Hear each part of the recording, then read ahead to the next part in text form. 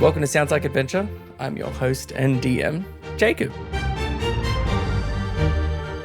After a long journey down a mysterious trail, the adventurers finally confront the person behind it all. Listen in for the Act 1 finale of Brisk.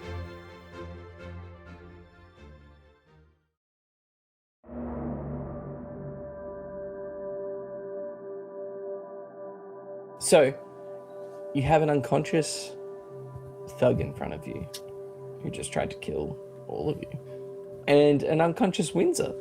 Geist, what would be your priority at the moment? The man in your arms has just got unconscious. I reckon next, which report a call for Goss would be making sure everyone in the current party is okay. Yeah, because being that just before when we're doing watch, Windsor was looking out for Geist. I reckon Geist would repay and go over and see what's wrong with Windsor, see if he can give him a little.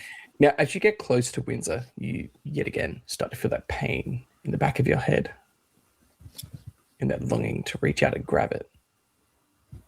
Is it like reach out towards Windsor? Yep.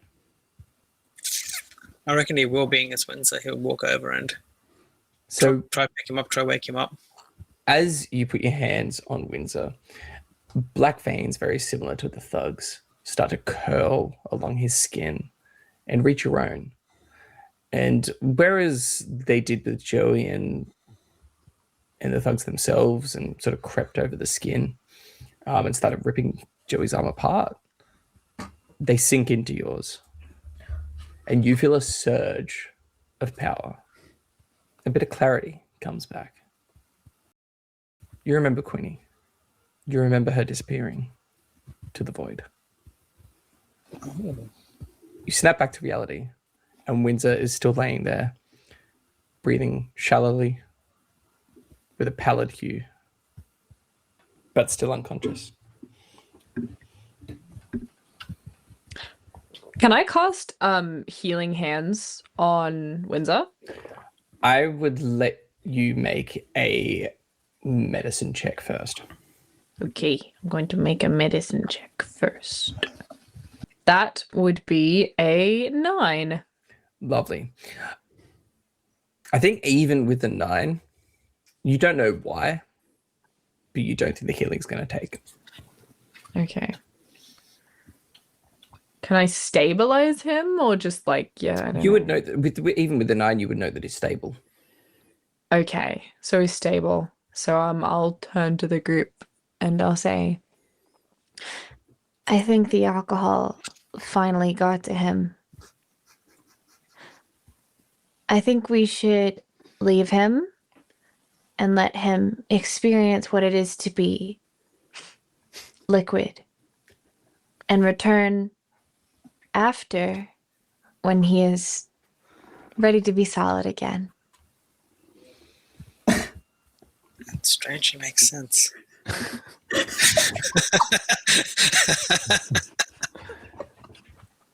Is that really the best idea? Like, surely we could check if we could help him somehow.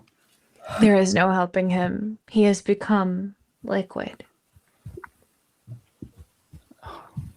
Well, sorry. He doesn't look liquid to me. He looks like a guy. Joey, I know this is hard. It is. Someday you will all become liquid too. What? Sorry, Is that Nim right, get Jane? sorry, out of character. Did Nim get a 9? Sorry, on that Yep. medicine. yes. Okay. Yes. Can Jane also try to roll one just because Yeah, absolutely. she has some Medical knowledge, some yeah. Absolutely. medical She's a knowledge? cleric. Yes. Where are you? 17. You would know more. I would think that you would also come to the same conclusion. Healing's not going to help here. There's something. He has become liquid. there is something You just further use- wrong. There is something further wrong with Windsor that you can't explain. But He's an alcoholic. You definitely know he has been void touched. Void touch. And witnessing all of the void nonsense that's gone around and happened around you, you would know that this is well out of your abilities. Think Jane, while she's examining him, would have like knelt next to him and just kind of like put him in a more comfortable position. And she goes, "I don't think we can help him." I knew this from the moment I met him. No, it's not like that, Nim. It's something with those shadows and the void is far beyond what I could offer in terms of aid. Whoa. So he is going to become liquid? No, not liquid, but he's not well. Oh, God. I could ask one of my superiors, but obviously we would have to return. Yeah, we got to. It seems like we're kind of. We know the kid's down here from that guy we knocked out earlier. I think our priorities are forward. I think he should sit here and become liquid and return to solid when he's ready. What? Do people work like that, Jane? I never heard of that before. No, they don't. Just don't worry about it. She's young, okay? She doesn't understand how it works. She's okay. So you want to bring him with us in that case? Guys, can you give me a perception check with advantage, considering how hypervigilant you are? Oh, the body. 16. 16. So with the 16, you hear muffled crying and chatter coming from some distance away towards where the thug pointed. I reckon Geist will chime up and he'll just be like, Void in Windsor is gone. And then I point to the crying kids. Yep. Very well. Geist, can you do a spin and then please pick up Windsor, put him up over your shoulder, and bring him with us? Geist will do a spin and pick him up over the shoulder. You pick him up with these. I don't think guys would have any problem picking up Windsor, so that's fine. So I guess you guys start to make your way. You make your way down to what is the same ancient rockwork and stonework that you've seen for quite some time now, and I think it's become entirely too familiar for something so alien. And you come to an opening to a very vast cavern. The first thing that sparks your eye is the void. This cavern is edged all along with swirling black liquidy mist emanating nothing. You'll notice that the wind pulls inward and it doesn't push outward. The stone lip is sort of broken in places as it crumbles ever so slowly, sipping into the void, disappearing. And the void is not black. It's absence.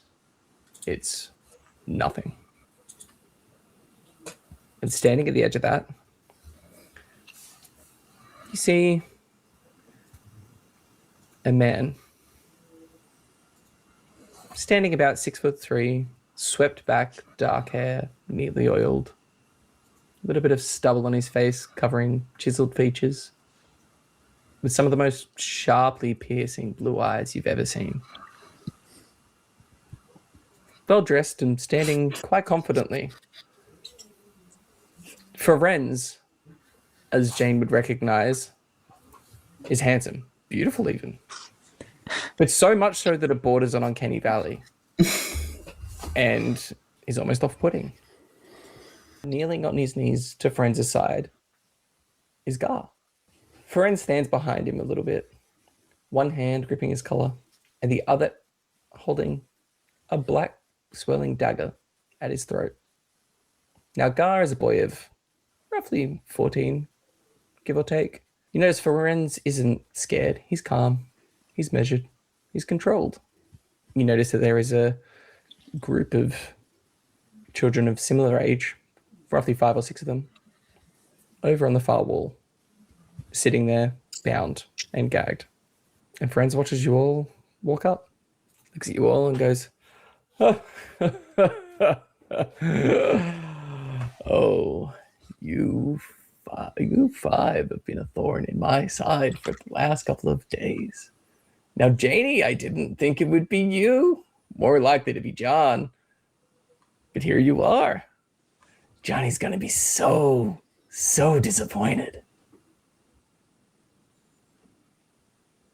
I mean, what's he gonna think when his daughter doesn't come home? I'm no daughter of his anymore. You say that, but you've yet to relinquish those familial bonds. You've been very disruptive, all of you.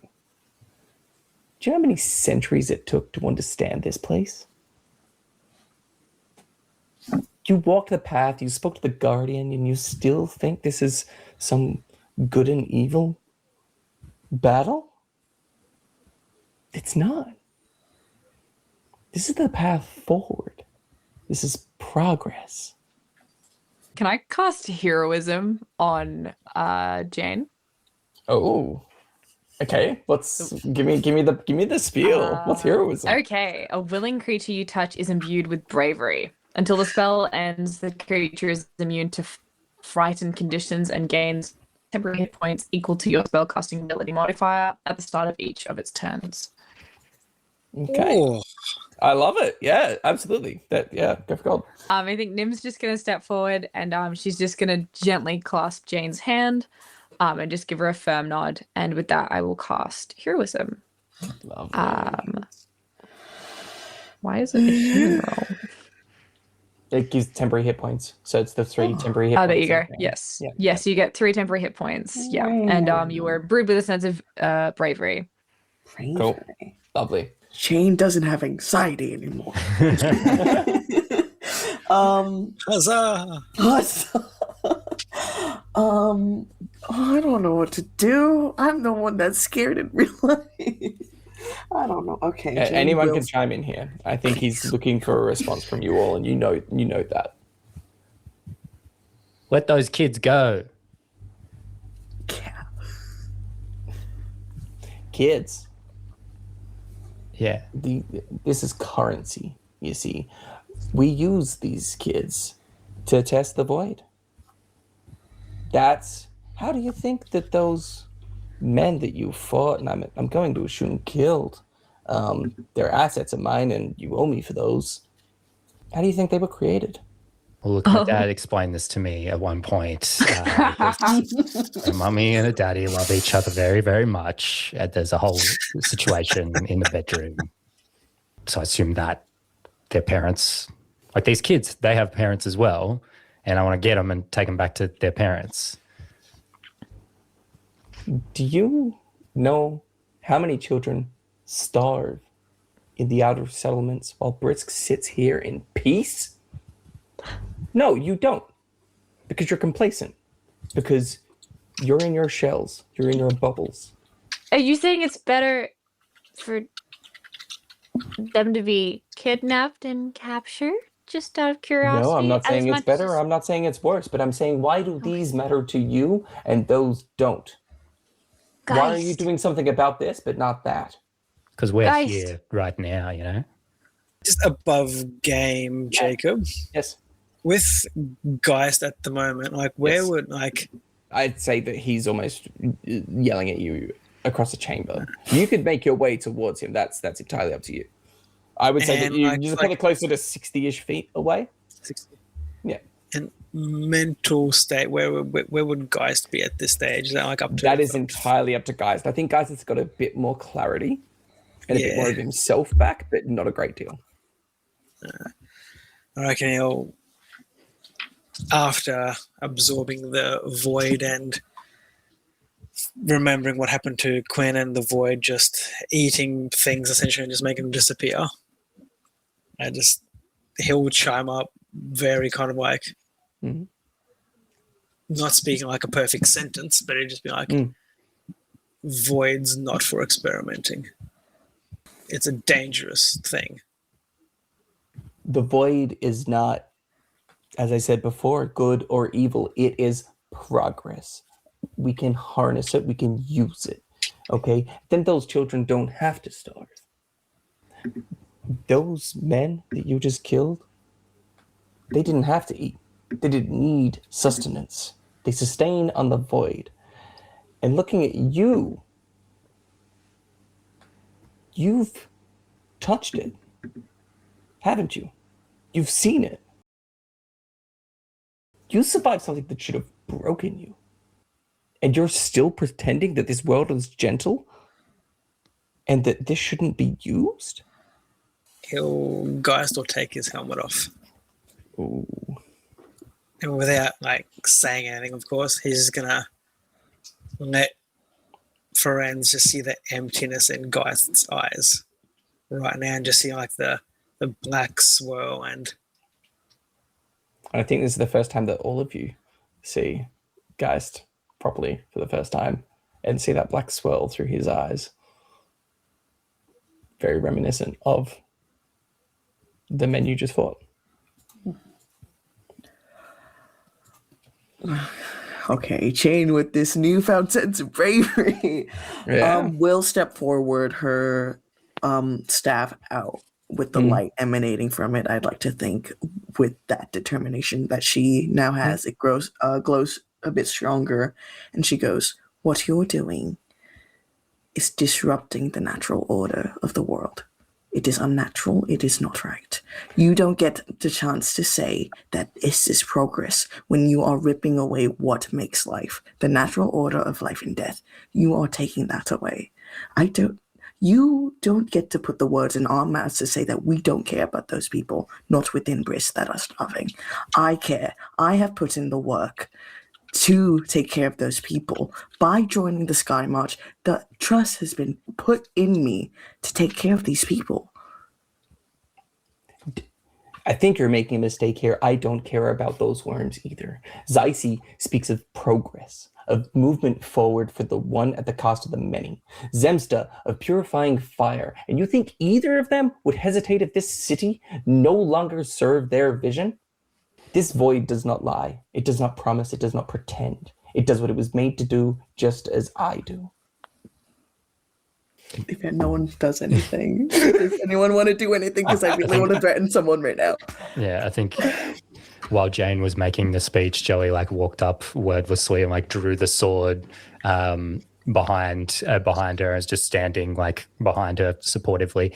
And he says, "Look, I might not know how many kids are dying out in wherever you're talking about, but I know that this amount of kids right here, they're coming with us, all right? So step away from the kids, bud." I am playing by their rules. And he points skyward. And I am punished. Do what you will. Try what you might. You live in Brisk. You drink and breathe. You cheer for the Sky March. You're a part of the Sky March. You think that safety is natural, that prosperity is deserved. It isn't. It's enforced. We are stagnant. And I find a path forward, and I am punished. Try me, big boy. Stab him. Get him. Get his eye roll. Joey looks over at Geist and is like, "What do you reckon?" type of thing. I will let either of you roll an insight if you want to sort of try and gauge Forenze. I want to kill that guy. let's go. I want to kill him. Can we all roll I it? want to kill him. Yeah, if you all want to roll and sort of I gauge would him. like to. I Was it got a insight? dirty 20. Lovely. 19 for Yeah, Joey. ooh, okay. 7. I rolled a 21. Nim, you pick up on emotion. So I think at first you look at Forenze and you get a surface level. There's nothing. He's calm. He's collected. He isn't scared at all. Not in the slightest. Geist, you have fighting prowess. You have combat ability. He is a threat. A significant threat. One that you're not sure you can deal with. And Joey, you have whatever it is that Joey has. And I think that Joey just knows that something is wrong, really wrong, innately. And Jane, you're buffed up by your bravery at the moment and have She's too locked no in. thoughts. She's You like an want angry. to tackle. She's like how like little dogs just vibrate when they feel so much. That's Jane. She's just like just vibrating in anger. Now, Joey, do you take a step forward? Are you coming in within range of Forenze? Pretty big signal that I shouldn't. This is I don't think any. I will say in this instance as well, none of you feel hostile intent. None of you feel like he is going to hurt you. Yeah. Yeah, but he's got a bunch of children gagged and bound in the back of the room. The only one that he has near him is Gar. The rest of them are on the other side of the room. Gar's kind of the main one. Take all of them, no. It's the whole reason we came. I think at this point, Paycheck's a paycheck. I think at this point as well, you all sort of recognize that this is supposed to be just your first basic job at Skylarch. Not getting paid enough. We really got a bad spin on that wheel, guys. Remember when he spun the wheel at the start? We really got a bum job. Look, you going to let the kids go or not? No, I'm not. Well, there's 3 things you got to know about Joey Christmas, all right? Number That's 1. already 2 more than I knew. I am always sticky. Number 2, I don't know how it happened. And number 3, I never back down from a fight. And he starts advancing on him. As you start to advance, a smile spreads on Forenze's face.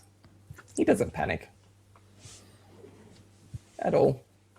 He looks relieved in a way. You notice that he grabs Gar's collar a little tighter, pulls him a little bit closer, and lets you proceed. Do you attack? I'm trying to grab the kid off him. Okay, so you're gonna go try and grab the kid? Yeah. If he's not like trying to brandish an attack at me, I'm just gonna try and be like, give him here type of thing and yank him off. Give me the cat. Can I give Joey another bardic inspiration? Absolutely. Yep. Can I stack that and give him give him guidance? Yeah. Do it. No. Absolutely. And I'm gonna do this as Okay. This is gonna be contested decks. Oh, come on, give me strength, man. Come on, I'm going to yank it off him. Okay, go. That's No, go for major it. strength. You get 1d4 from me. Okay.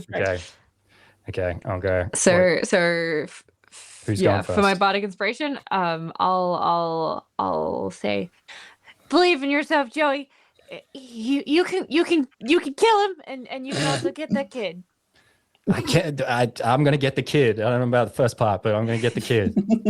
Do whatever you want. I believe in you. All right. Am I rolling first? Go for it. All right. So just a strength Strength. Yep. check. Yep. Okay, here we go. That is a 23. And then what? Plus a D4 from guidance. Okay. Yep. Was that what it was? Yes. That is a 2, and then a 25. D6 from Bless. Yes, I mean, from Bardic. bardic Oh, inspiration. that's a 6. Yeah, actually, does anyone have bless? Yeah. 31. I might. It's a 31. I also have That was a strong boy. Hey. I imagine you grab Gar and it feels like trying to move a rock. There's no flinch. Foren's still smiling at you. He takes the hand that's holding the knife, that's not holding Gar, and backhands you casually across the face. Can you take 19 points of damage for me, please? 19. And Alright, Joey I'll take goes 19. sailing through the room. His grip stays tightened on Gar. It looks at you all. Innocence is a luxury purchased by someone else's suffering, as I mentioned before. This boy is currency. Currency moves the world.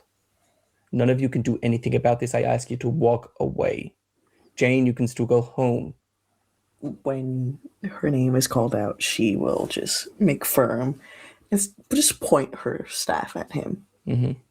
I have made my home, and it is not with my father. You let that boy go.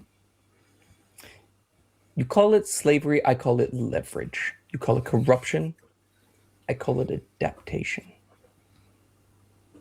Just as down to sort of the void, and this is the next step. The world changes whether you consent to it or not. I am the pivotal point of that. You don't get to play God. No one gets to play God. The gods do. I am choosing a different path. He laughs again.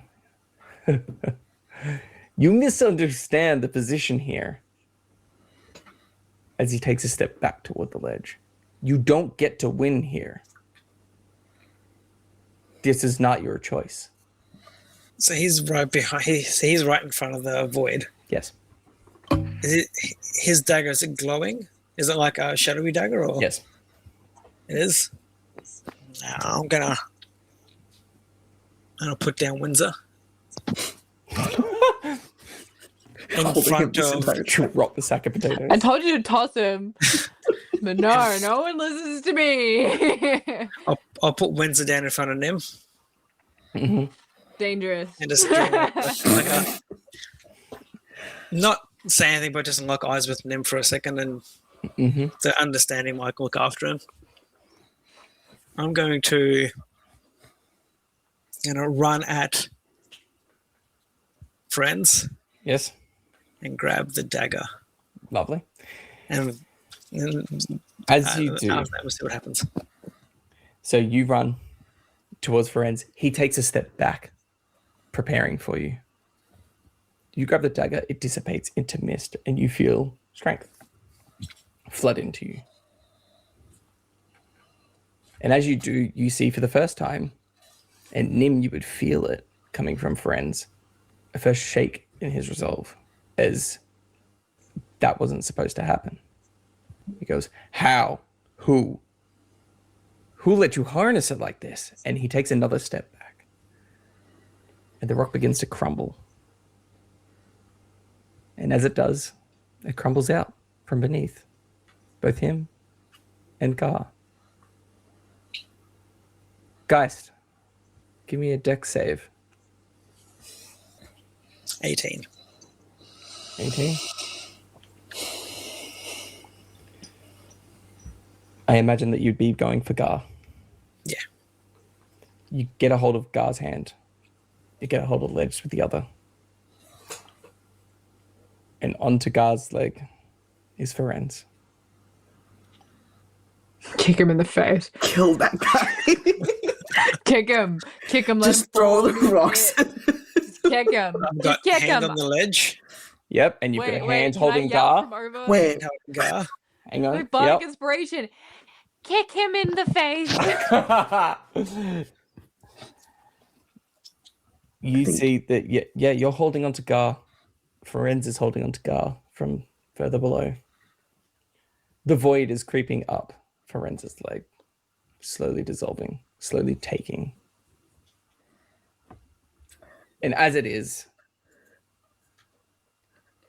Forenze isn't worried anymore.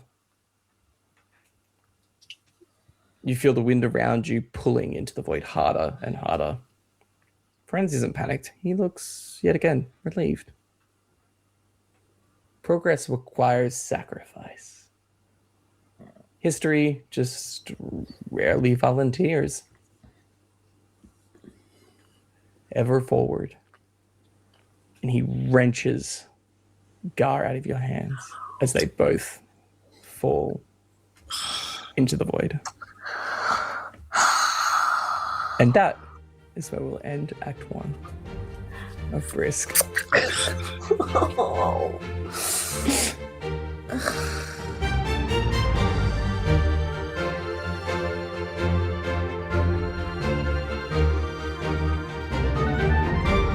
You've been listening to Sounds Like Adventure, an Australian podcast, YouTube channel, and Twitch stream. And if you liked what you heard, don't miss the next episode coming out on Tuesday next week. And to make sure you don't miss that episode, head over to the podcast app that you're listening to this on right now and press subscribe or follow the show. But with all that in mind, I'll catch you in the next episode of Sounds Like Adventure.